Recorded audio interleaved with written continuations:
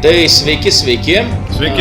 Sveiki ir prieš pradedant šiandieninio A Game of Thrones, šiandien tai yra matyto A Game of Thrones epizodo apžvalgą, norėtume pasidalinti porą naujienų. Visų pirma, reikėtų padėkoti Mindaugui, kuris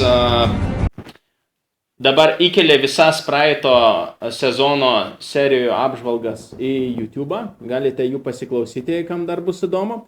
Ir kita naujiena, kad šiandien matyt pirmasis kartas, bent šio sezono serijose, kai mes turime svečią, tiksliau viešnią, Ievą. Pasakyk, labas Ieva. Labas Ieva. Tai va. Ieva irgi yra labai aktyvi Game of Thrones žiūrovė ir komentuotoja ir kartais duoda mums minčių, kai mes susitinkam ją prieš įrašydami dar podcastą. Tai ką, Taip. Tai ką, pradėkime nuo pirmųjų scenų, ne? Taip. Einam per visą epizodą. Galima iš tiesų pasidalinti įspūdžiais. Viso epizodo įspūdžiais, taip suprantu, ne? Aš sakyčiau, man tai buvo ganėtinai įdomu tuo, kad aš nelabai žinojau, kas gali nutikti daugelį iš scenų ir kai kurios labai maloniai nustebino ir netgi kai kuriuose scenose, kur galvojau, kad kažkas tai gali įvykti ir tai įvyko, irgi labai maloniai taip nustebino kartais. Jūsų nuomonės apie tai? Ieva? Man nepatiko šitas epizodas. O kodėl? Man nepatiko šitas epizodas, nes aš negaliu pakęsti Semo ir Gilį. Ir tai yra fileris ir jie galėjo tiek daug visko padaryti. Bet 20 minučių sugaišo atrodydami juos, kas neturi jokios prasmės. O, po 3 sezonų tu pamatysi prasmę, kai bus kas nors sugalvota apie tą naująjį piktąjį dėdę ir Piktasis dėdė buvo geras. Jo kardą. Jep, aš tai galiu pasakyti, kad man pasirodė, kad šitame epizode, bent pirmojo dalyje, jeigu taip galima pasakyti, buvo labai daug awkward momentų tarp veikėjų, ypač tarp Gilio, Semo ir... Man tai labiausiai jo, kur tai buvo tarp Tomino ir Marjorie. Taip. Ir kita vertus, jau į galą buvo žymiai daugiau, jeigu taip galima pasakyti, irgi mėsos. Įdomesnių scenų, kurios kažkiek pakreipė siužetą. Aš net nežinau, man atrodo, kad šitame epizode buvo pakankamai daug taip tarpusavio miksavimo tarp veiksmo scenų ir pokalbių, kaip priešingai nei kitose kartais pasitaikančiose epizoduose, kur visa serija būna tik tais pokalbiai. Mindaugai tavo? Aš per daug excited. Benjanas Starkas, drakono ryklė ant pačio galo. Vau, aš dar kol kas per daug excited. Tai biologai dabar čia visi labai turbūt žiūrintys Game of Thrones. Analizuokime. Yeah. Gerai, ir galime dabar keliauti per scenas iš tiesų. Ir pirmoje scenoje mes matome, kaip Mira Reed velka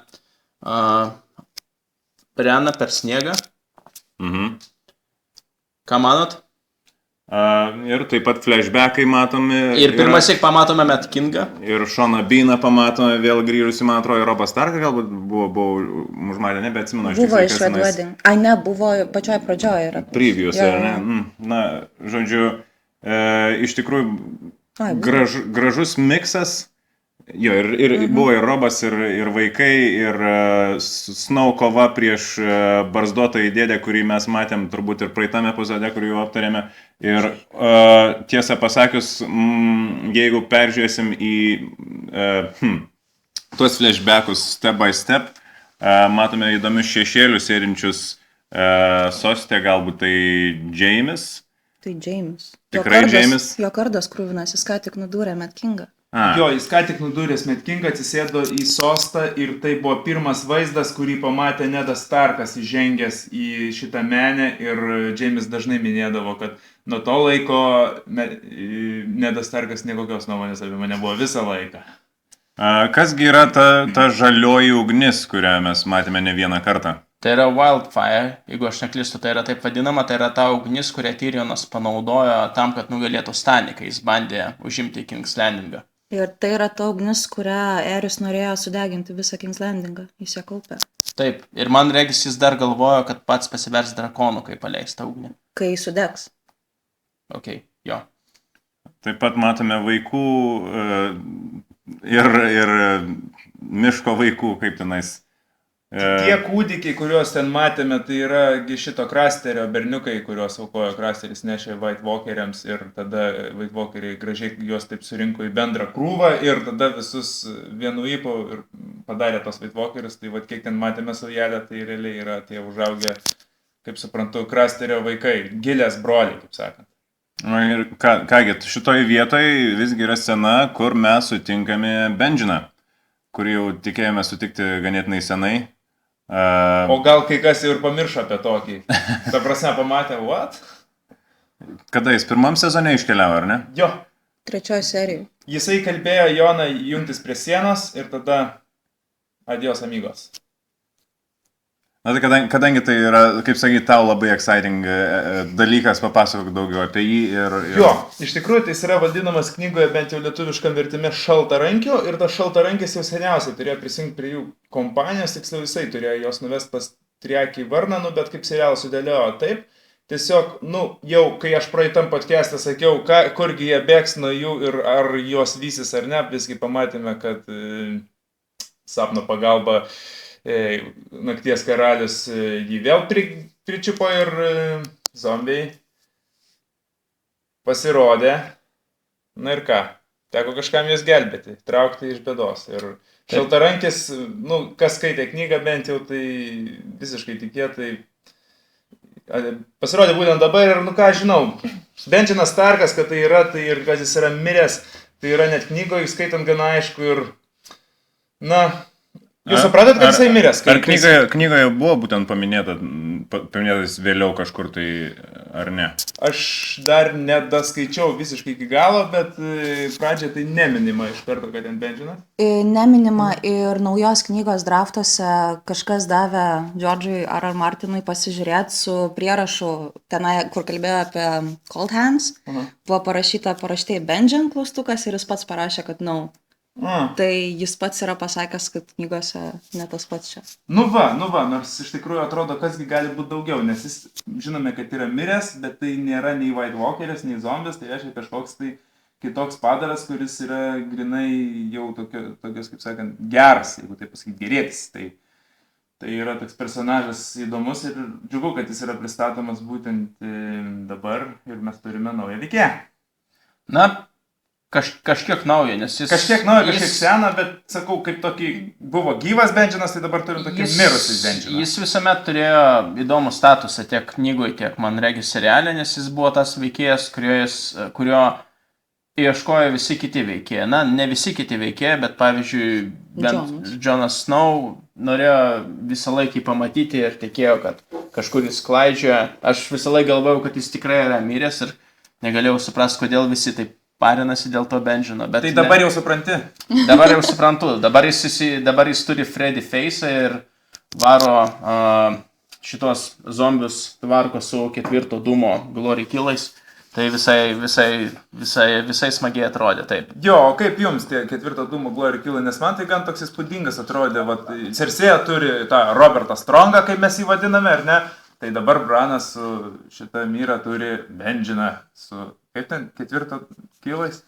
4 dūmo Glory Killais, bent tai taip atrodė, jo.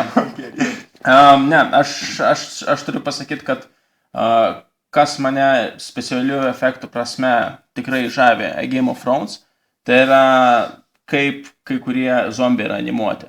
Nes kai kurie iš zombių yra tiesiog... Ypač man regis praeitam sezone tai atsiskleidė. Kai kurie zombiai yra tiesiog skeletai.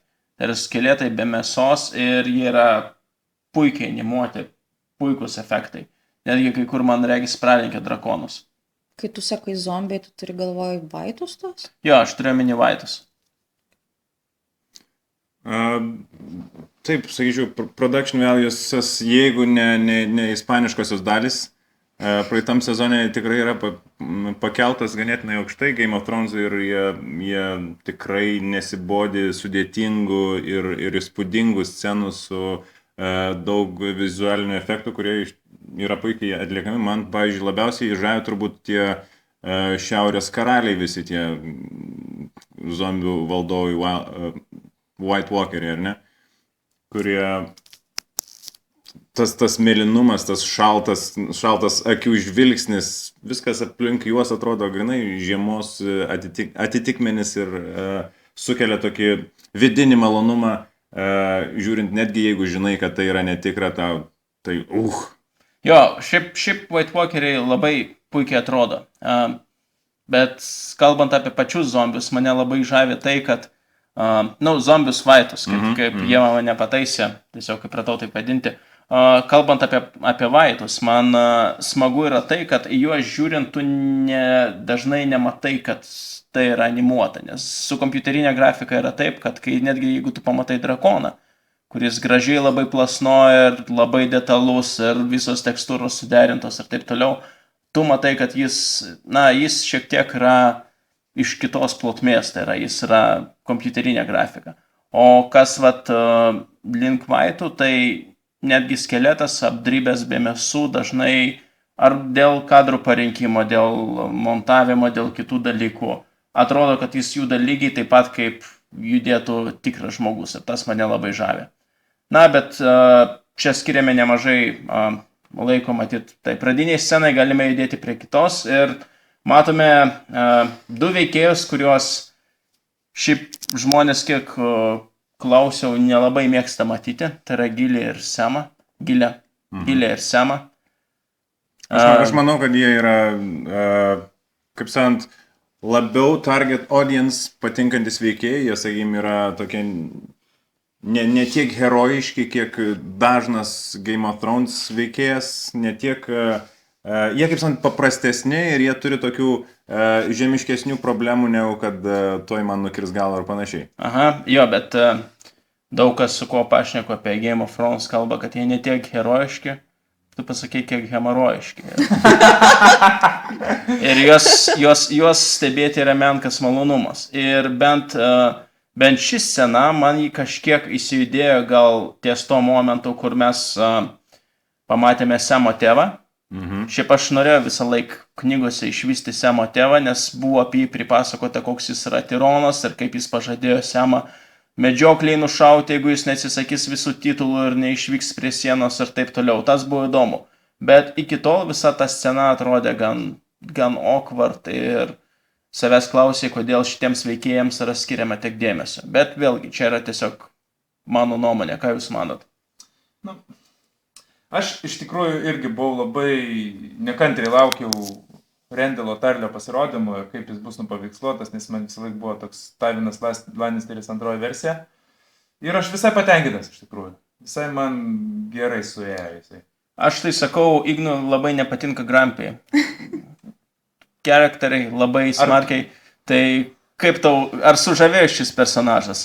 Jis atrodė kaip bjaurybė toksai svoločius, tai aš nežinau.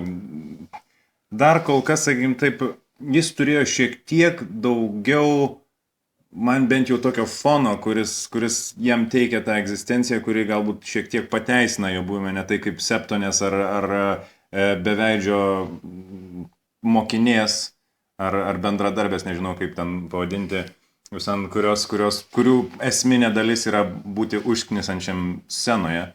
Tuo tarpu jis turi šiek tiek kažkokią tai tokią būtent kategoriškumo ekstremalaus. Tai gal man pradžioje, kaip pirmoji scena, kai jį parodo jau susiraukus ir žiūrint į Semą, šiek tiek galbūt ir kliuvo, bet paskui taip, nežinau, dar reikia pamatyti jo daugiau. Ir juolab dabar dar Semas davė jam dar papildomų motyvų elgtis kaip nors nemaloniai. Taip, nes Valyrian Steel kardų yra labai nedaug ir tiesiog pavogti iš namų, manau, yra gan didelis dylas. Jo labiau turint omeny, kad man regis kažkuris iš Lannisterių netgi prarado gyvybę, bandydamas atgauti vieną iš šeimos kardų. Ieva, ką manai apie šią sceną? Man atrodo, kaip pavogė kardą? Turiu omeny apie visą Semo ir Gilės. Aš negaliu jų pakęsti, mane purto. Kodėl? Nes tai yra fileris. Man pikta, kad mes neturim Lady Stoneheart, bet turim žiūrėti šituos. Aš negaliu patikėti. Kuom tu užfilintum vietoj jų? Kuom aš užfilinčiau? Ironbornais, Lady Stoneheart, visa ta brolyje be vėliavų. Ok. Tiesiog. Tai sakai, tu būtum visai nieko prieš, jeigu toj scenoje tas tėvas tiek susinervinęs pasimtų tiesiog tą kardą, kurį taip išgyrė ir įvykdytų savo nuožiūrą teisingumą. Čia būtų neblogas shock value. Ok. Man dar kas truputį erzino, tai toks klišė, ta vakarienė ir pietų, sakykim, tai matosi, kad jiem buvo skirta tiek kiek laiko ir viskas, ir gal to Rendelo matysim neaišku kada vėl. Ir tada, tai taip, Rendelas yra su savo Dikonu, Semblis yra savo Gilė, Rendelas su Dikonu, taip, mums patinka medžioti, taip, Dikonas geras sumedžioja, taip, o tai jūs ten vaitvokerių nėra, ir ten jauti, kaip kas sureaguos ir kas ten ką pasakys, ir aišku, kad ten išsiaiškins, kad įvadlenkė ir dabar visą tą sceną labai nuspėjama. Tuo metu, kai Taivinas, pavyzdžiui, kad ir buvo daug labiau išplėtotas ir ten jo scenos buvo tokios labiau nenuspėjamos ir įdomesnis. Tikrai gerokai, bet kad jis nufirino tą kardą, man tikrai patiko.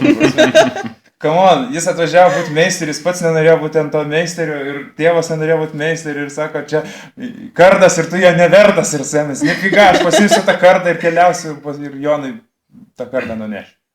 O, idėja. Nieks nepagalvoja.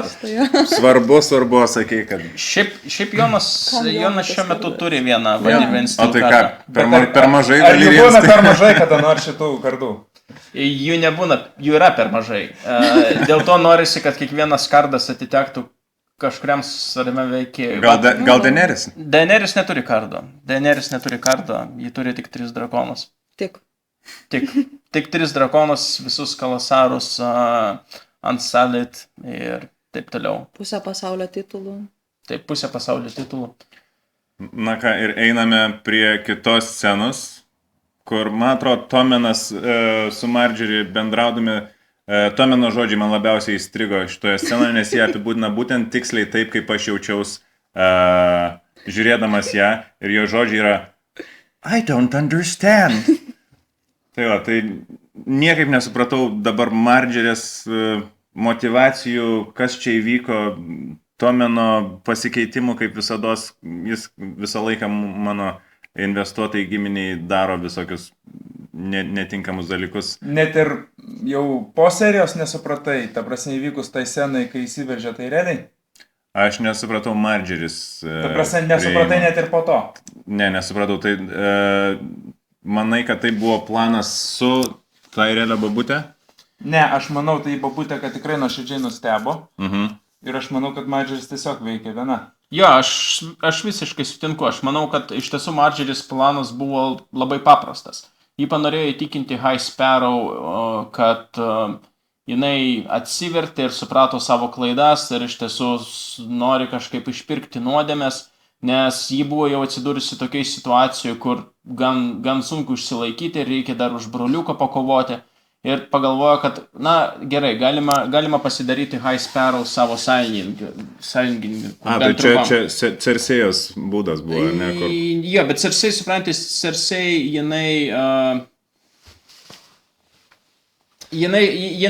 jinai gal kažkiek kitaip veikia ta prasme, kad Marjorės teko dar galvoti apie savo brolį, tai ir kas bus su juo.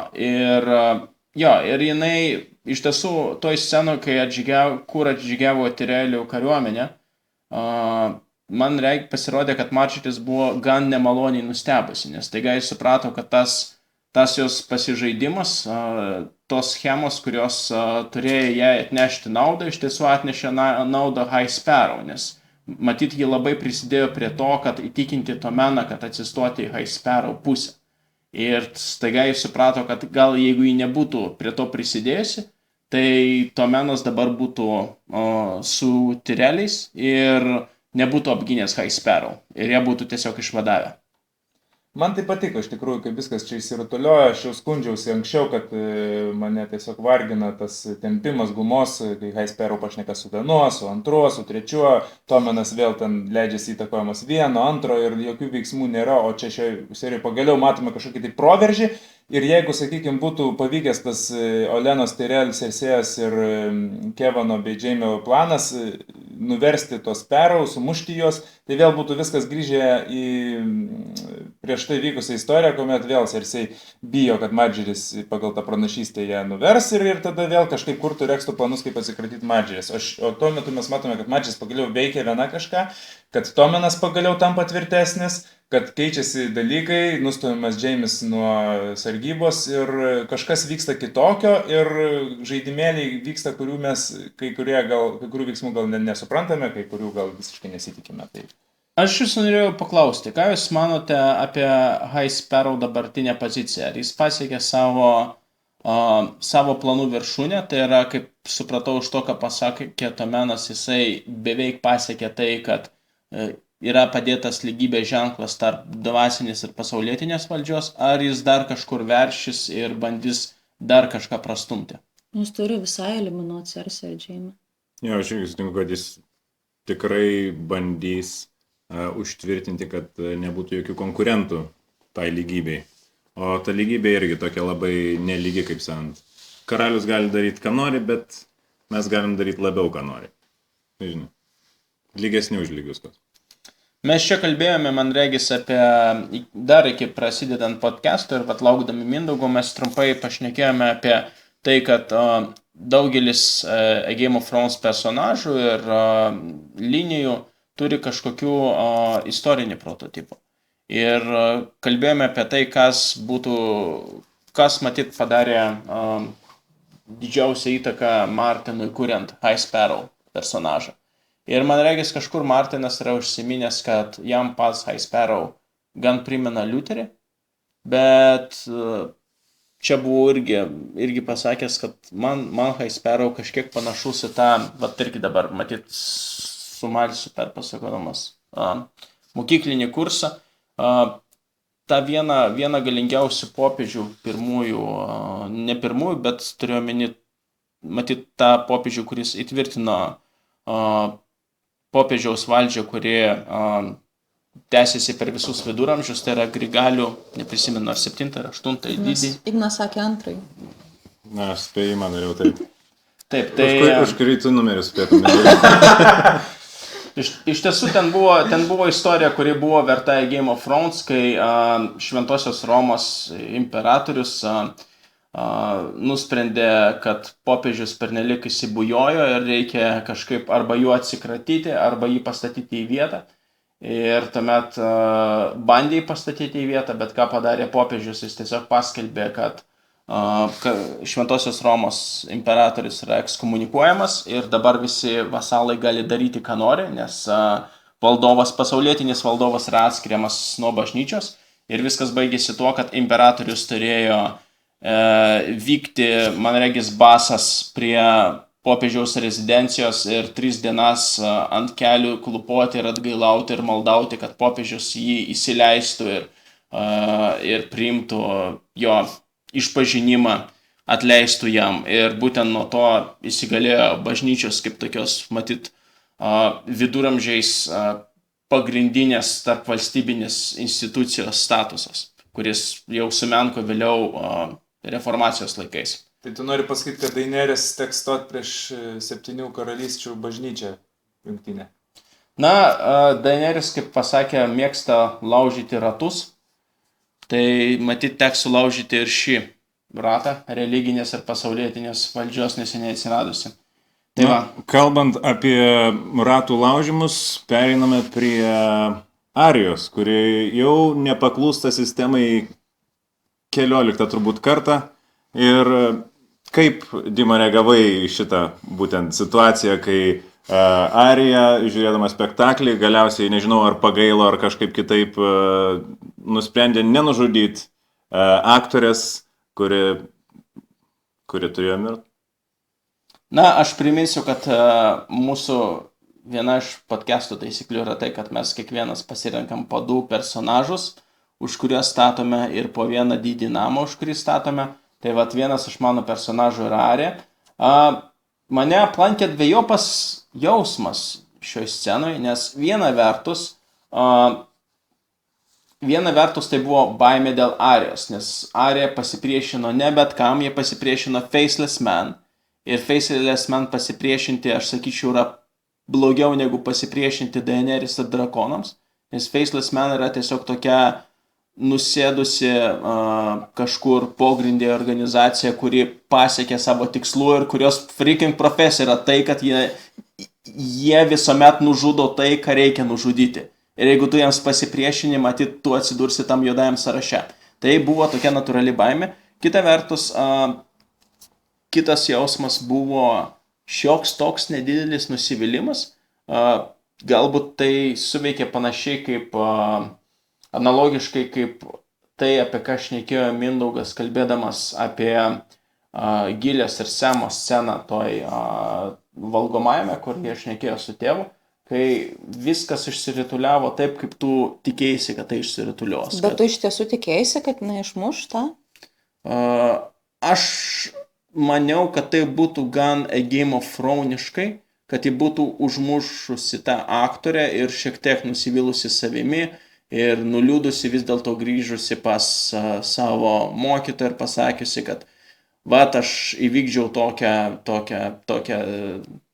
tokią savo priedermę nemalonę ir dabar tai slegia mano sąžinę, o mokytojas būtų jai ką nors tokio atsakęs, kad dabar tavo sąžinės lieks dar daug dalykų. Ir ne, kad tu neturi sąžinės. Arba jo, kad tu neturi sąžinės, bet tai būtų buvę netipiškiau negu tai, kaip tai išsirituliuoja. Tai yra man regis kažkada gal net minėjau vienam iš podcastų tai, kad tarkim daugelį Hollywoodo filmų, nedaugelį, bet daug Hollywoodo filmų kartais tu matai, kaip visas konfliktas išsiritulios, kad kaip jisai veiks. Ir tu tiksliai žinai, kad personažas toj situacijai matyt pasielgs netgi ne taip, kaip tas personažas pasielgtas toj situacijai, bet taip, kaip norėtų, kad žiūrovai, kad jis taip pasielgtų. Būtent dėl to man labai patiko, kad tam tikrą prasme, kad Stanis sudegino savo dukrą. Nes tai buvo labai netikėta, nes be abejo visi labai norėjo, kad jisai šoktų, nuplėštų ją nuo laužo ir tuomet būtų pralaimėjęs kovą prie Winterfellio dėl to, kad nepakluso Melisandrai. Bet man patiko tai, kaip tai vyko, nes tai suteikė personažui pilnatvės. Šioje scenoje tai buvo sužaista taip, kaip tu tikėjaisi, kad tai bus sužaista. Jinai pakluso savo sąžinės balsui, jinai nenužudė. Ir vienintelis dalykas, matyt, kuris mane, ne vienintelis, bet kuris mane nudžiugino, buvo tai, kad jinai susirado savo adatą, Needle ir grįžo prie senosios Arijos. Ką jūs manote apie šią sceną? Kai jinai pradėjo juoktis ten, kai Joffris mirė, tai kažkaip aš jaučiausi, kad gerai, kad tai baigės, nes jeigu jin būtų tada šaltakraujiškai nužudžius, ten būtų ten vėl toliau tęsus mokymus, kažkaip, ar gali tokios emocijos sueiti, kažkaip man nerezonavo, o tada, kai jau tikrai taip jau emocijos truputį lies prie karštus, tai kaip viskas baigėsi, tai pagaliau kažkas toliau juda į priekį ir pagaliau tą mergaitę mes supratom, kad iš tikrųjų tikrai visa savo esybė nekenčia Arijos ir ten visas jos troškimas per metų buvo. Tai pagaliau Būtent, aš irgi lygiai taip pat su Dima, kai žiūrėjom, sakiau, taip, išsiaiškinom, kad ji yra tikrai originally true evil ir ji neturi jokių redeeming qualities pas save. Ieva, kaip tau scena buvo? Aš dabar pradėjau galvoti, ar tai nereiškia, kad visas 5 sezonas buvo iššvaistytas? Absoliutely taip. Aš irgi lygiai taip pat pagalvojau, bet kaip sant, ir kodėl buvau excited dėl šitos scenos, nes aš jau pavargau nuo Faceless Man Nothing. Kaip nieko nevyksta tenais, kaip viską, ką mes matom, tai kaip Arija tiesiog gauna į nosį nuo tos piktosios Faceless Manės Waifės. Jos vardas. Jos vardas Waifė. Jos nepakankamai rodo, kad įsimintume. Waifu. Tai jo. Iš Mortal Kombat klausyk. Ir vėlgi, sakyčiau, grąžino Ariją į jos pačios kailį tuo, kad ji yra tas žmogus, kuris nepakluso sistemai, kuris turi savo tikslus ir darys tuos tikslus ir jau ne kartą, kaip pakeitė labai galbūt intensyvius, na, kaip ir tas pirmas žudynės, kurių Faceless Man neleido jai daryti, ar ne, ir jį visgi padarė dėl to, kad jį turi savo tikslus ir yra Arya Stark, o ne kas kitas. Tai va, tai jie dabar galiausiai grįžta į galbūt veiksmą ir galiausiai turės labai didelį priešą, bet taip pat turės didelį mokymą. Dėl mokymo norėjau paklausti, va, tai jeigu reikėtų dabar iškristalizuoti, ką jinai išmoko per va, šitus kelis sezonus, netgi ne serijas, kelis sezonus, praleidusi tiek laiko pas Faceless Man. Taip jį, matyt, išmoko keisti veidus, bet kaip matėme, tam reikia tų veidų. Tai yra, tam tu turi nueiti į veidų duomenų banką, susirasti savo veidą, atsidownloadinti jį, pakeisti ir tuomet keliauti kažkur su juo. Jį gal išmoko šiek tiek geriau muštis, kas yra, aišku, yra privalumas, bet tai buvo 2 sezonai, kuriuose ją labai mušė, ji tapo akla, ji tarsi perėjo kažkokį dvasinį mokymą ir taip toliau. Ir va, tiesiog čia greitai sintezuojant tai, ką šnekėjot jūs ir ką šnekėjau aš, kad man tiesiog kartais labai atrodo taip ironiškai, kai tu kažkoks mokinys ateina pas super seną, kietą ninzių klaną ir tas klanas sako, mes čia tave išmokysim būti šaltakrauju. Like Briusas Veinas. Jo, kaip pat Briusas Veinas, bet Briusas Veinas netupėjo pas Russell Gulį, man regis, 3 sezonus. 3 filmus, ta prasme, visą trilogiją. Taip, bet ką aš noriu tiesiog pasakyti čia greitai pabaigiant, kad jis ateina pas seną ninzių klaną ir jiems sako, mes tave pakeisim, tu būsi kitas žmogus ir taip toliau. Ir jisai pas juos mokosi, gal kažko išmoksta šiek tiek ir galų gale tiesiog, galima sakyti, ištyšta ir grįžta prie savo žmogiškumo ties pirmojo tokio sąžinės išbandymą. Ir tuomet tiesiog kyla klausimas, ką iš tiesų per tą laikais, ko būtent jį išmoko. Jeigu galima, aš galbūt taip linkto ir nelinkto kartu. Aš manau, kad ką sukūrė šiuo poelgiu Arija, tai yra sukūrė intrigą ir klausimą, kada jai visa tai, kaip sakant, ateis ir besinugara.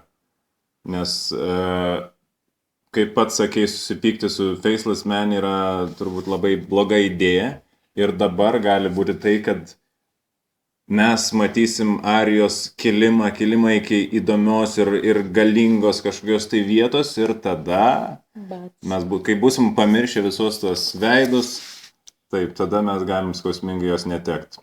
Aš tai manau, 2 dalykai, kad pirmiausiai tikrai užsitraukė didžiulę nemalonę, nes Faceless Man labai daug kainuoja, beprotiškus pinigus užsakyti Faceless Man žmogžudystę.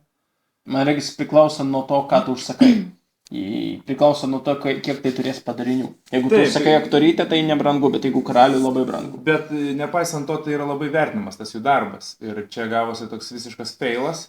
Ir tai yra, tiesiog didžiulė rūstybė Faceless Manų, kad taip gavosi. Arija pašiko, kaip sakant. O kitas dalykas, aš manau, kad Arija tapo tokia super solderė. Bet žiūrėkit, teatras, ar ne? Man iškart toks truputį rezonavo interviu su vampyru, jeigu atsimenat, buvo toksai crazy vampyrų, toks teatras ten Antonio Banderaso, kur irgi ten jie deklamavo, ten lakstė, tai labai kažkaip panašiai su ją. Tai tik dar penių nerodė.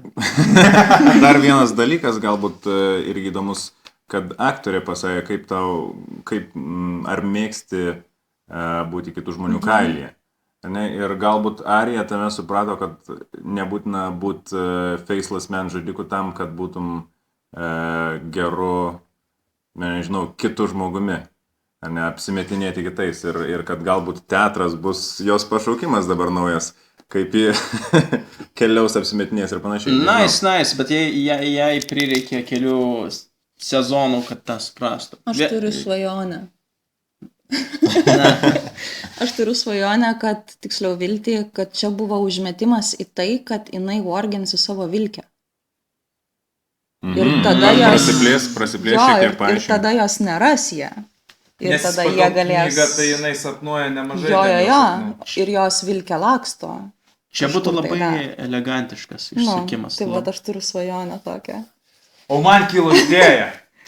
Kaip jums Game of Thrones, Mortal Kombat arba Street Fighter stiliaus gėjimas? Ta prasme, tų karių, tai čia krūva ten, nuo Roberto Strongo iki Arijos ir... Ką tu rinktumės? Arijos būtų themas Not Today. Ar ne? Ir ten po to koks bosas, ten kaip Šancungas, koks White Walker, ten King of the Night, ten, ar dar kas nors. Nežinai, bosas būtų Daenerys, reikėtų išklausyti. Kur negali ir galiausiai kautis prieš jos drakonus, ar ne? Jo, galiausiai tiesiog Ne, kautis negali. Kautis negali. Jeigu būtų žaista man mobiliako, tau tiesiog baigtųsi baterija. Iš karto, kad ir būtų 80 šimtų. Bet turbūt kas nors jau turi dirbti prie šito modo, jau kažkas tai... Manai, ne? greičiausiai, nu. Nes tų herojų čia krūva, ta prasme, tų, kurie padėtų kautis čia. Nu, okei. Šnekėjom. Taip, palik šitą kadrą. Mensas toks tikras britas, man atrodė, kad ne tai realiai žygiojo anglų senovės kariuomenė prieš kokius škotus tenai. Va. Džeimės žvilgsnis toksai, aš nežinau, su tokia... Čia klausytojams tiesiog pasakysiu, kad mes perėm prie kitos scenos, kur matome Jamie ir tai realių kariuomenė ir Mensą labai gražiai pasipuošusi. Tiesa, nežinau, ar jam tie šarvai labai priveido, sėdinti ant arklio ir skelbinti apie tai, kad reikia pagaliau nuversti žvirblių savivaliaujančią tą visą jų savivaliaujantį klaną ir... Bet aš manau, kad mes jau pašnekėjom kažkiek apie šitą visą jų liniją, ne? Jo, šitą dalį mes šiek tiek analizavom, aš galėčiau pasakyti, kas man padarė įspūdį šitoje scenoje, galbūt tai buvo visiškai vizualu ir visiškai trivialu ir visiškai nereikalinga kaip ta istorinė prasme, bet kai James užjojo laiptais į viršų ir stovėjo prie visų savo armijų, tai buvo įspūdinga. Man kaip investavusiam ypač į Jamie tai yra tas suvirpėjo, labai gerai. Šiaip turiu pasakyti, kad šitoj serijai būtent High Sparrow dėka pagaliau mane pradėjo labiau įtikinti visą žvirblių liniją. Tai yra, nes anksčiau tu tiesiog matydavai vyrukus su kuokom, kurie vaikščiojo su High Sparrow ir High Sparrow, kuris visiems aiškindavo religinės tiesas. Ir čia gal tiesiog pirmąsyk aš pajutau, koks iš tiesų jis geras žaidėjas. Bet jis melagis. Jis vienoje serijoje buvo pasakyta, kad jisai niekada nėra ragavęs vyno, kitoje serijoje, kad jis ten tūsindavo. Vienoje serijoje, kad jisai niekada nenešėjo batų, kitoje, kad jis paliko savo batus ir išėjo basas. Bet tai skirtingiems žmonėms, tai skirtingai tai pasakoja. Bet nėra geras storytelleris, žodžiu. Kaip Big Fish. Kaip Jokeris. Jo, kaip Jokeris. Niekas nežino, kokia iš tiesų istorija. Ne, bet... Tai jis finalė demagogas. Bet šioje serijoje jis man tikrai buvo tas įspūdis, kad jis labai gerai sužaidė ir suderina visas jėgas ir išlipo sausas iš tokios balos, iš kurios kitas nebūtų išlipęs apskritai. Nebent Littlefingeris koks. Nebent Littlefingeris. Ir kitas dalykas, mane visai sužavėjo High Sparrow machinacija, bet... Labai būtų įdomu paklausyti Littlefingerio kalbančio su High Sparrow. Beje, man atrodo, ar nebuvo praeitą sezoną toks epizodas? Ar ten su Olena, tai yra kažkoks ten buvo... Ne, ten buvo jų prasilenkimas. Ir man regis ten Littlefingeris, aš neprisimenu, ar jis prasilenkė būtent su High Sparrow. Man regis, jis atsiuntė laišką būtent tada, kai kažkas Cersėja pakalbėjo gal su High Sparrow. Kad turi dovaną kitą. Littlefingeris buvo persimės keliais žodžiais su žvirbliais. Taip, tai jis buvo persimetęs, man regis, netgi su Lanceliu, bet netiesiogiai su High Sparrow. Bet kitas dalykas, downside'as yra tai, kad Tomenas, sumautas Tomenas, toks tu skystas, kuo tu toks skystas, nesmuksuk toks skystas. Bet kodėl? Nes man tai kaip tik ypač jau kai sėdėjo tam soste, pradėjo toks reikštis kaip tvirtesnis personažas ir, sakykime, griežtesnis ir nepasimetė netgi Jaimio kažkiam tai užuominom ar spaudimui.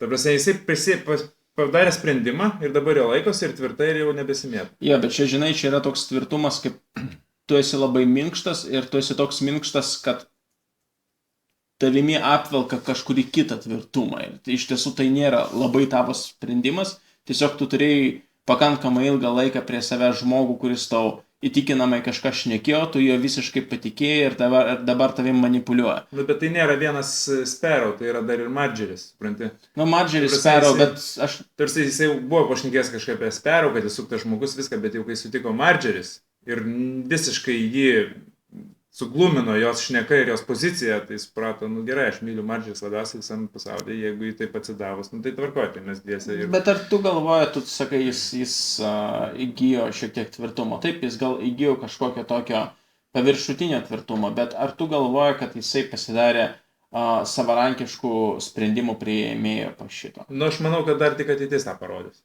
Kol kas aš negaliu tau tvirtai atsakyti šitą klausimą, bet man patinka jau, kad kažkokios tai yra, nu, jau jis nepasiduoda, pavyzdžiui, ten Jamie spaudimui. Nes, pavyzdžiui, būtų tokia sena buvus, kad James kažką pasako, ir Tominas nežino, ką jam atsakyti, tada atsisuka į Kevaną ir Kevanas už jį pasako, ne? O dabar jau Tominas pasižiūrė, ten susižvalgo, bet Tominas pats pasako. Nu, tai jau man toks kažkoks progresas vis tiek yra. Ok, bet aš žiūrėjau šią sceną su Ignu ir Ieva ir aš mačiau Igno reakciją, kai Tominas pasirodė iš už vartų, nes Ignas tikėjosi, kad bus labai didingos skerdynės. Taip, ypač septonės.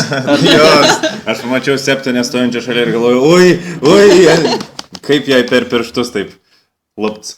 Jo, ir tada atėjo Tominas ir taip ir baigsis, taip ir baigėsi. Bet klausimas man yra vėlgi, tas pats aš vis dar nesupratau Margeris. Jeigu Margeris apgavo Tominą tam, kad Tominas tenais palaikytų Sparrow, tam, kad Margeris nereikėtų žingsniuoti per lauką basai, tai ar neturėjo jį tada pasakyti, kai jau jie galiausiai išsilaisvino, ar iš viso Margeris buvo paleista ar nepaleista, aš niekaip nesupratau dar irgi to. Kad paskui, kai Tominas jau su Margeris susitiko, kad Margeris sakytų, it's okay, čia buvo photoshow, žodžiu, tam, kad išgelbėtume tai. Arba iš viso galėjo tiesiogiai Tominui pasakyti tam, kad jis tai padarytų, tam, kad nereikėtų jai kentėti. Matai, aš manau tiesiog, kad jinai žino, kad su Tominu High Sparrow bendravo ilgą laiką ir jinai ir kita vertus jinai nežino, kokią įtaką High Sparrow Tominui padarė ir pripažinti, kad tai viskas buvo photoshow, būtų tolygu pripažinti, kad jinai nėra tokia tyra, atvira, nuoširdi, kokia įdėjusi visą jų vedybinį gyvenimą. Nu, plus visi žino, ir jinai, ir ta močiutė, ir Lorasas, kad draugystė tarp jų ir Lannisterių yra tik tol, kol yra vienas bendras priešas. O ką jinai padarė, tai dabar jinai sukiršino karalių su motina ir su tėvu. Taip. Jinai savo tikrai pasiekė, aš manau, to atžvilgiu, nes man tikrai nepatiko. Tai realiu Olenos, Kevano ir Jamie ir Cersėjos, tas, sakau, nes viskas būtų išsirišę iki to, kad Margeris būtų, sakykime, išgelbėta nuo Sparrow ir tada jin ten turėtų dėkoti Cersėjai, kad man čia išgelbės, Cersėja vis tiek to žais su savo žaidimėlis, kad sakytų Margeris. Margeris tikrai to nereikia. Kokios gražios būtų skerdynės šiais vaizduoji, eikti savo. Man tai gaila būtų. Ar gali pasakyti, kad... Matėt, Lancelio, niekaip neatsimenu jo vardo. Veido išraiška. Taip, veido išraiška, kai išėjo spiermenai ir pasakė, kad mes jūs imsim. Tai Sparrow buvo labai įsitikinęs, ne, viskas garbė yra mirt už savo dievus. Ir tada jo... Jo parankiniai buvo ne visiškai įsitikinę, ar tikrai tie garbės jau bus. Jo, Lancelis stovi su tą veido išraišką, kad dabar sakys, gaidžiok visą šitą. Jis supranta, kad jis vienas iš pirmųjų bus. O visam biškai Olio neužneša kas Lancelis. To, kad kaip nori užmušti jo. Tai Ignai, ar gali sakyti, kad tau Tominas yra tam tikras politinis... Politinė bala, tai... Atsiprašau už nekorektišką barbarizmą. politinis kokblokas, kuris ateina tuomet, kai kažkas norėjo turėti fan, paskersti kažką ir tada ateina tuomenas, su kuriuo jau kažkas yra iš anksto pašnekės ir sakęs ir sako, pala, aš blokuoju šitas tavo kortą labai galingą, dabar viskas grįžta į pradinės pozicijas. Labai trumpai, taip. Exactly, taip. Ir judam prie kitos scenos. O kitoje scenoje, ką mes turim? Grįžtam prie Walderio Frėjaus po labai ilgo tarpo. Prie Filčo. Filčo, taip. Man Hario Poterio iškart tokia dvasia, jis dar gyvas. Taip, jau kelius šimtus metų. Aš labai apsidžiaugiau jį pamatęs, nes man atrodo, kad artėja kažkoks labai smagus kerštas jam. Artėja tas vaizdas, kai Arijos Nydų jam pro kaklą įlys. Ir taip pat tokie, ten tas prakeikimas, kad ten savo svečią, ten nužudai viską ir pamatai, kad jis po truputį pildosi.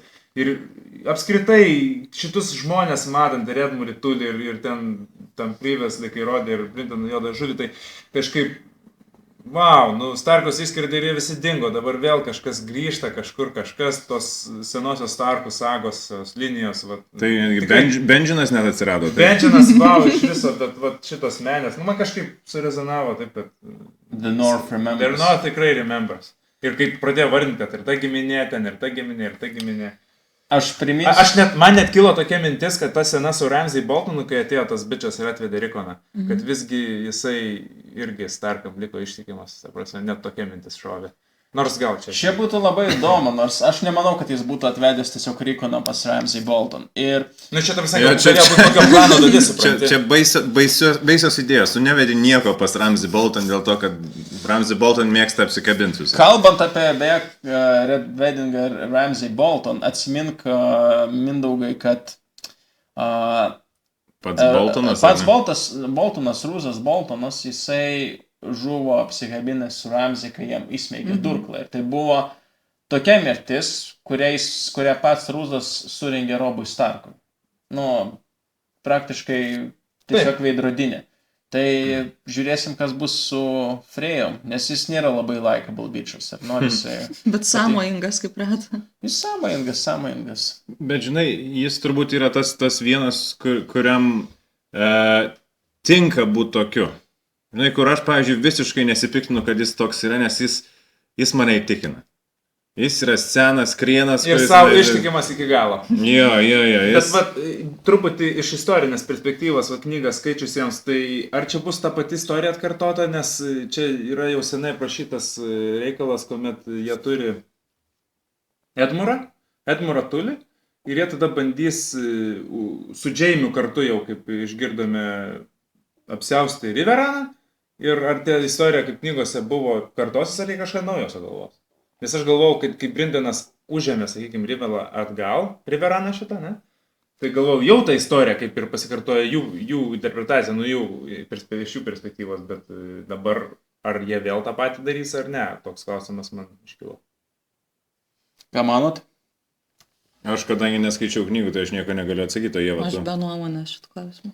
Aš tiesą sakant, kada parodė tą Edmurą, tai man regis, to netgi scenoje ten sugrojo keli akordai, kurie turėjo reikšti, pasižiūrėk, ką jie turi. Ir aš toks buvau, ką jie turi?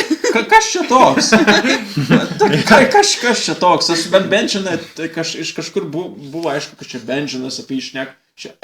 Okay. O jūs iš viso buvo kažkada, tai jau parodytas, buvo. Kurioje daly? Kai buvo Catelyn su Robu atvykus į Riveraną, tai jis buvo fone. Jis buvo fone visą laiką, tada mirė tėvas ir mes matėm Previously, kaip ten jis plaukė ir ten šovė strėlės. Bet po to, kai jie vyko Robas jau į Red Weddingą, tai tuokėsi ir jisai ir tuokėsi, Edmuras. Nes pradžiai turėjo Robas tuoktis, bet kadangi jis atvyko savo žmoną, tada Edmuras jis labai parinos, kokiagi bus, kokio grožio ta mergina, ar labai šlikšti. Ir ten atsimeni, ir ten iš kažko gražią. Ir Edmuras visas laimingas, kaip man pasisekė. Jo, kaip aš norėjau sužinoti, kur jis dabar, kaip jam sekasi eikti savo. Taip, tas bičias, kuris apsišaukė, kad ta mergina gražesnė negu jisai mane. Visus sezonus apie jį svajojau, jį pamatyti. Galvojau, jis tikriausiai gyvas, negali tiesiog tokio nuostabaus veikėjo išmesti iš serialo. Jis turi kažkur pasirodyti ir taip. Čia tokia korta kozerinė, kurios nežinojo, kad yra. Yra būgnai, čirvai, pikai, kryžiai ir... Edmuras.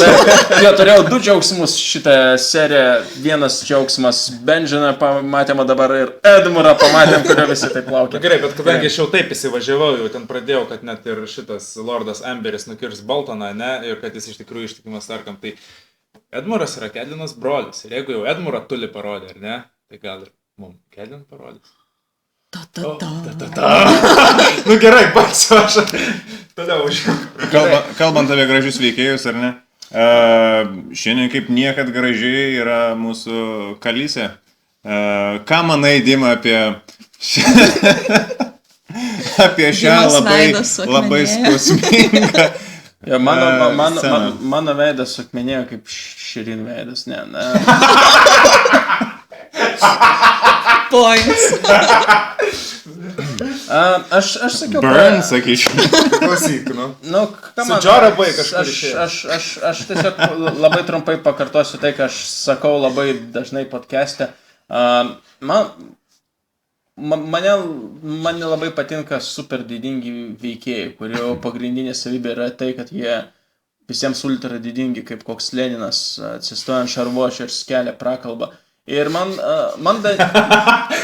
Daenerys patiko paskutiniai serijoje, kur jie turėjo, gerai, tai buvo šiek tiek ašarota, šiek tiek buvo corny, bet buvo ta scena su Jorah išsiskyrimo, kur matėme jos emocijas, matėme ją labiau kaip žmogų, o ne kaip lyderę. Ir aš norėčiau daugiau tokių scenų. Ir kai jos visos scenos yra taip, kai ji būna vis didinga ir didinga ir didinga ir didinga, tai... Tai va, dar kalbant apie didingumą, mes sustabdėme sceną su drakonais ir pamatėme, kad Daenerys iš tikrųjų yra su kablais. Su nerealiais kablais, suprasi, kaip Starcraft'e Kerrigan neturėjo jokių kablų pirmam, o antram kažkaip žmogus išsiaugino iš savęs natūroje tos kablus, nes taip atrodo kečiau. Vau, čia, lygiai taip pat yra. Kas tam amerikonų užeina, aš nesuprantu. Va čia tai tikrai aš pasipikinu. Ką man, kiekvienas turi teisę nešioti. Kiekvienas turi kablus teisę, net ir Dotrakis, jo. Dar jūs man pasakykite, per kiek laiko jie čia joja, kada tas Darijus išmoko Dotrakiškai? Ar jis... Klausimas, ar kada nors mokėjo ar nemokėjo iš viso, aš neatkreipiau dėmesio. Bet kai labai reikia... Jis atsisuko ir jam pasakė, kad aš josius pas ją Dotrakiškai. Keista, galėtų jis kalbėti angliškai, o Dotrakiam tiesiog subtitrus versti. Žinai, ką aš to pasakysiu? Aš manau, turint omeny, kokie yra jo santykiai su Daenerys, jam labai reikėjo išmokti tos frazės aš jos esu ją. Čia pabūtų, aš jos esu ją. Teisybė, jis turbūt išmoko tai ir dar keiksmažodžius. Tai kažkokia magija apskritai. Jį visi Dofrakiai vadina Dario, aš jos esu Jana. Ne, bet tikri stebuklai, vyksta tais Dotrakiais ir Daenerys, viskas apsilpus. Jisai kalba dotrakiškai, jisai pasako, kad reikia 1000 laivų, kai praeitoje serijoje mums šitas Euronas Greyjoy'as pasakė, kad mes pastatysim lygiai tiek pat laivų. Nu, tiesiog... Kur visą tai veda? Jo, kur kas tai galėtų? Yra telepatija ir laiškais kokiais susisiunčia ir užsakė tiesiog, kad ten tų Greyjoy žmonos dabar ims, obliuos, kaptuos tos laivus ir va. Nu, tai aš sakau, man tiesiog norisi daugiau tokių žmogiškų scenų su Daenerys ir mažiau to viso didingumo ir patoso. Mažiau drakoniškų scenų. Ne, drakonas buvo labai gražus. Drakonas buvo nuostabus. Taip, aš sakyčiau. Tiesiog ta ryklė ir, nu... Jo, matome netgi iš skurgės pjaudo jo benzas, kurį jis paskui padega. Tai... Bet, ta prasme, jinai joja, nuobodžiauja ir klausia savo mylimojo. Kiek mums čia dar liko joti? Savaitė? Savaitės aš čia nejosiu. Kur tie drakonai? O dabar, kadangi aš jau sėdžiu ant to didžiojo, tai dar ir kalba užriešimta, kad būtų visada jau užtvirtinta. Jo, klausimas buvo iš viso apie ką šitą sceną. Ką jį mums naujo davė ir ką... O, čia aš šiek tiek nesutinku. Mes pagaliau supratome, kad Drogonas grįžo pas savo motiną, nes jisai klaidžiojo ilgą laiką ir pamatėme, kad jis gerokai paaugo Ir pamatėme, kad Daenerys kažkaip išmoko joti neblogai ant drakono, nes, taip, iki šiol jie nešė, bet dabar buvo toks įspūdis, kad iš tiesų valdo tą drakoną. Kitas dalykas, aš manau, kad su Daenerys bus taip, kad jie paprasčiausiai atvyks Euronas, sakys, Daenerys, aš turiu tiek laivų, prašau. Lygiai tiek, lygiai tiek. Vesk mane, netekėk už manęs, bet vesk mane Daenerys, ir Daenerys jam sakys, va tau špiga Euronai ir dar tau Drakaris, Dragon Flame Euronai, sudegins Euroną, tuomet atvyks Jaras, sakys, aš turiu dar daugiau laivų, bet aš nenoriu, kad už tavęs tekėti, tai gali šiaip mano laivus imti ir tuomet jie plauks. Man įdomu, ar jie susijęs su knyga, nes knygoje yra tas ragas, kuriuo jis valdo tos drakonus. Tai ar čia jis jį turėjo? Aš tau trumpai atsakysiu, man atrodo, kad ne. Kas toks valdo drakonus? Jūronas. Jo, Euronas to ir papirko greičiojo giminę iš tikrųjų. Ne šiaip tom lengvom kalbelėm, iš kurių mes juokėmės praeitą kartą, bet jisai atėjo pirmiausia ir toks jo vienas iš vergų papūtė ragą, nuo kurio jis vėliau mirė, nuo to pūtimo ant tiek reikėjo iš plaučių viską kvėpti. Bet tas ragas yra, kaip ir tas švilpukas tiem šunim, ta prasme, kad drakonai girdi ir...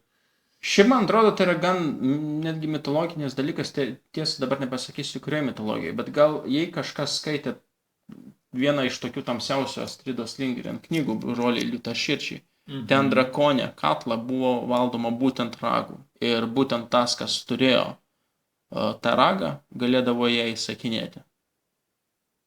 Na, čia, ir tai būtų antras ragas, kurio mums neparodo, nes yra dar Joromundo ragas, beje, kurį papūtus, kurį Mensas plėšikas surado, kurį papūtus būtų sugriuvus sieną. Bet čiagi Semas rado kažkokį ragą, kai jie ten kalnuose. Jis rado kažkokį ragą, jis jį pasiėmė ir daugiau jo neberodė. Mes apie jį nieko nesužinojom, ar ne? Tai va. Primins po dar poros sezonų, kad buvo ragas. Previously on. Jo, šiandien labai įdomus jo Previously on, nes parodė būtent pirmųjų, antrųjų, trečiųjų sezonų ištraukas ir pasakė, iš tikrųjų tai buvo. Dabar jau prisimenam. Aš tik dar norėjau paklausti Ievos nuomonę apie Daenerys ir... Mano nuomonė panašiai Dimos, tik tai, kad aš esu beveik tikra, kad jinai bus Mad Queen. Dimas sako, kad ne.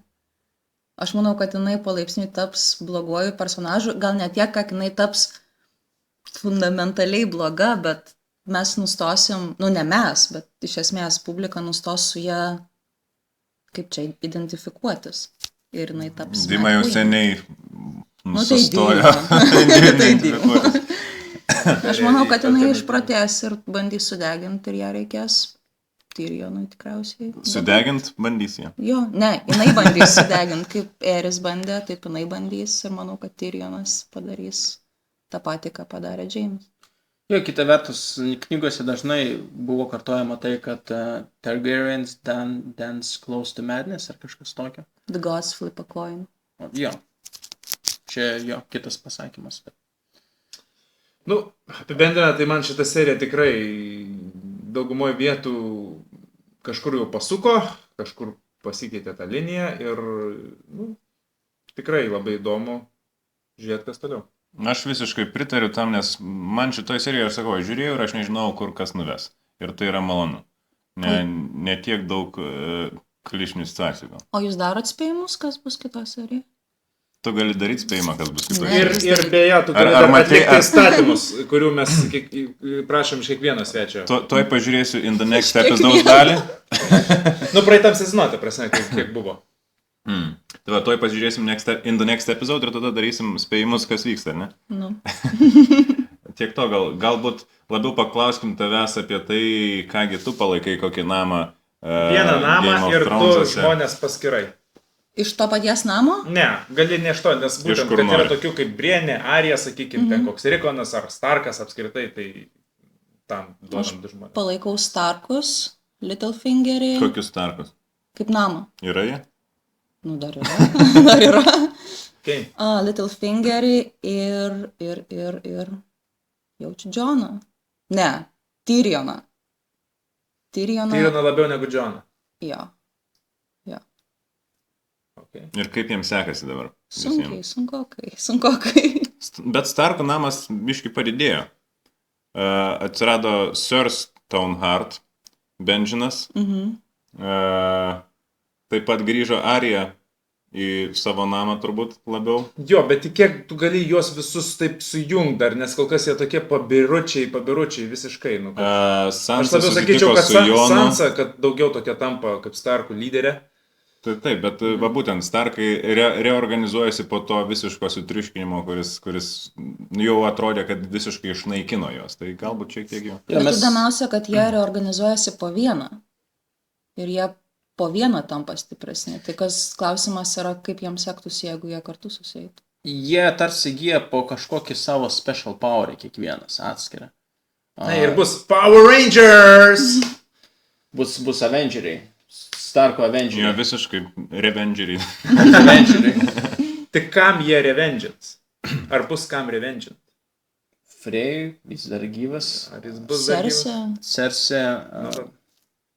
Ar jie dar bus? Jo, Ramzis. Nu, manau, atras kažką. Tai bus visi tenais su visais, kaip sen, susiję. Gerai. Littlefingerio šį kartą nematėme. Tuo tarpu... Nes ir aš pasiėmęs Littlefingerį. Jo, tu su Mindaugu bendrai. Jo, aš Littlefingeris Sansa, 2 meilužės. Ir Nama Greyjoy'us. Jo, aš jas įsimylėjau, kai pradėjau knygą skaityti, iš tikrųjų. Kai ten tie rinkimai, kaip Viktarijonas, ten daugiau brolių yra, tai ten, man jie patiko. O tavo kas? Namą žinau. Taip. Mano yra Arija, man labai patinka Arija ir yra Brienė. Nes Stanis Dimenis dėja išvyko atostogų. Nes naujam sezone naujus žmonės, tai jis jau buvo kaip ir... Nebegali investuoti into the dead. Nebent labai tiki, Ieva. Kaip žinome, Ieva ir Dima beje turėjo tarpusavyje, galima sakyti, beta konfliktą, argumentų trūkumus ir panašiai dėl Stanio egzistencijos šiame sezone. Papasakok čia tiek apie šitą duelį. Aš sakiau, kad Stanis yra negyvas. Aš sakiau, kad Stanis gyvas. Brienė sako, kad jisai negyvas. Bet nieks jo nematė. Negyvo. Ir Boltonas liktai irgi minėjo, kad kasgi nužudė Stanį. Bet nieks nežino, kas nužudė. Bet kadangi aš buvau Baratinus pasirinkęs ir Stanį turėjau savo Facebook profilį kaip ant šito, tai Ignas man atsiuntė netgi patvirtinimą Martino, kad ten kažkam interviu, kad irgi jisai ten nepaneigė, kad jis gali būti negyvas. Wow. Jis gali būti yra žmonių, kurie nepaneigė, kad jis gali būti negyvas. Bet iš kitos pusės, iš to aktoriaus, kuris vadina Stanį, ėmė interviu ir jisai yra pasakęs, kad jam atsibodo ir kad jis nelabai supranta šito serialo. Tai man va čia kyla klaustukas, ar žmogus, kuris vis dar pasamdytas, galėtų taip sakyti. Tai klausyk, nusibodo Danieliui Kreigui Bondą vaidinti, o aš tam nusibodo Stanį, reikia naujo Stanį. Ne, bet man regis, kad netgi D&D produceriai jie pasakė, kad jis yra labai dead. Jie jau yra taip sakę. Taip, jie jau yra taip sakę ir jie netgi paaiškino, kodėl tą sceną užbaigė prieš parodant, kas jam iš tiesų atsitiko, ar jam ten nukirto galvą, ar atsižvelgiant tai, kaip jis buvo patupdytas, tikriausiai jį tiesiog kažkaip jam perkirto kaklą ar kažką, bet jie pasakė, kad tiesiog su Staniu buvo taip, kad buvo tas, kad jie vadovavosi tokia maksima, kad čia be abejo turiu nuomenį, kaip čia, norma, kad sceną reikia pradėti šiek tiek po to, kai jinai prasideda, realybė, ir pabaigti šiek tiek prieš tai, kai ji pasibaigia. Ir šitam pačiam seriale mes 20 sekundžių žiūrėjome kabantį vaiką. Bet jis buvo labai naughty boy. Bet ta prasme, aš galvoju, kad visgi jau gal net ir neliks vietos, nes pagalvokit, kiek šiam sezonui įvedė naujų herojų. Euronas Greyjoy'us, Randylas Sterlis vaidinčioje serijoje, Benjanas Starkas, Robertas Strongas, ir tu gali vardinti, ta prasme, senus herojus, tos žmonės keičia nauji ir... Aš manau, kad Ieva jau susitaikė, kad Stanis tikriausiai negrįš, ar ne? Aš einu link to, bet aš vis dar tikiuosi. Aš tikiuosi, kad išsipildys tai, ką mes tada kalbėjom, kad kaip baigsis visas serialas. Tu gal nežinai.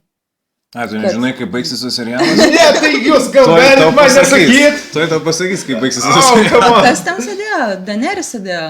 Ant Iron Jo, Throne, taip. ir tiesiog prieina Stanis ir jie perėžia gerklę ir viskas, black screen baigėsi serialas. Wow. That would be some ending. Bet aš manau, kad jis negrįš. Nebent Benjamin Starko kažkaip pavydalu. Bet Bye, kiek... my love.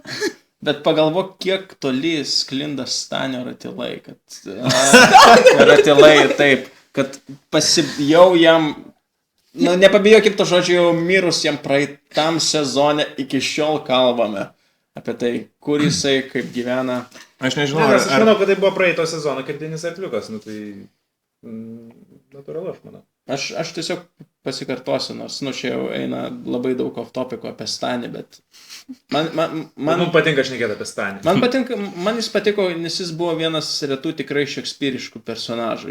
Nes kai kiti personažai mirdavo ten, netgi Nedas Starkas, tu jausdavai, kad tai buvo toks shock value ir kad tai atsitikdavo staiga ir tu nebūdavai ten pasiruošęs. Stanis tai buvo personažas, kuris buvo išpildytas nuo alfos iki omegos. Mes matėme visą jo tragediją, visą nusiritimą. Ir visą jo arką. Seniai, aš kai kėliau šiandien tos senus podcastus, praklausiau, tai žodį tą patį sakei, kad jie pernai. Taip.